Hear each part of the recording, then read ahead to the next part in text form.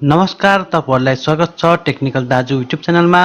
आजको यस भिडियोमा तपाईहरुलाई म कक्षा 12 को रिजल्ट NEB ले लिएको कक्षाको 12 को रिजल्ट कसरी हेर्ने भन्ने बारेमा बताउने गर्छु। तपाईहरुले आफ्नो मोबाइल फोन र आफ्नो कम्प्युटरबाट कक्षा 12 को रिजल्ट हेर्न सक्नुहुन्छ, त्यो पनि एकदम फ्री, एकदम सजिलो तरिकाले।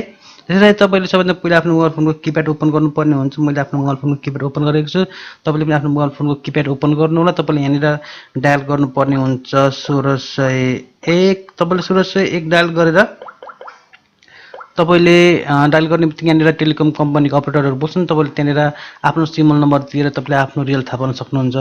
अर्को तरिका छ, तपाईले यहाँनिरबाट स्टार 1600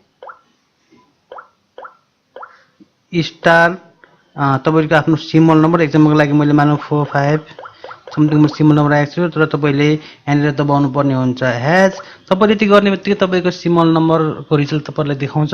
तपाईले यसको लागि कुनै SMS पठाएर पनि एकदम यो फ्री तरिकाले तपाईले यसरी नै आफ्नो मोबाइल फोनबाट तपाईले आफ्नो रिजल्ट हेर्न सक्नुहुन्छ। अर्को अप्सन त तपाईले SMS सेन्डिङबाट तपाईले SMS पनि सेन्डिङ गर्न सक्नुहुन्छ। आफ्नो रिजल्ट हेर्नको लागि यहाँनिर तपाईले पाउन सक्नुहुन्छ SMS को एप। तपाईले यसलाई ओपन गर्नु होला।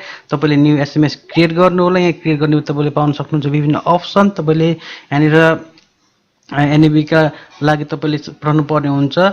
रिजल्टको लागि तपाईले सबैभन्दा पहिले मेसेज टाइप गर्नु होला। यहाँनिर तपाईले इन्टर मेसेजमा तपाईले क्यापिटल लेटरमा NEB लेखेर तपाईले यहाँनिर क्यापिटल लेख्न सक्नुहुन्छ। NEB स्पेस तपाईको आफ्नो सिमल नम्बर तपाईले यहाँ दिनुपर्ने हुन्छ। मैले एक्जाम्पलको लागि दिएको छु कुनै एउटा सिमल नम्बर। तपाईले यसलाई माथि 1600 टाइप गरेर सेन्ड गर्न सक्नुहुन्छ र तपाईले आफ्नो रिजल्ट थाहा पाउन सक्नुहुन्छ। यहाँ तपाईले 1600 लेख्नुपर्ने हुन्छ। यति गरेर तपाईले आफ्नो कक्षा 12 को रिजल्ट थाहा पाउन सक्नुहुन्छ। तपाईले तीनटा प्रोसेस सिक्नु। तपाईले अब कम्प्युटरबाट पनि हेर्न चाहनुहुन्छ, तपाईको मोबाइलमा अथवा तपाईको कम्प्युटरमा तपाईको ल्यापटपमा इन्टरनेट कनेक्सन छ भने तपाईले यसको लागि एउटा प्रोसेसबाट हेर्न सक्नुहुन्छ। तपाईले यहाँनिर अफिसियल साइट छ हाम्रो NEB को, तपाईले यहाँनिर टेलिकम मार्फतबाट तपाईले हेर्न सक्नुहुन्छ। तपाईले आफ्नो ब्राउजरको सर्च बारमा गएर neb.ntc.net.np टाइप गर्नु भने तपाईले यो स्क्रिन पाउन सक्नुहुन्छ। तपाईले यहाँनिर विभिन्न अप्सन देखिराख्नु भएको छ। यहाँनिर तपाईले देखिराख्नु भएको छ सिमल नम्बर लगाउने ठाउँ। तपाईले यहाँनिर आफ्नो सिमल नम्बर लगाउनु पर्ने हुन्छ।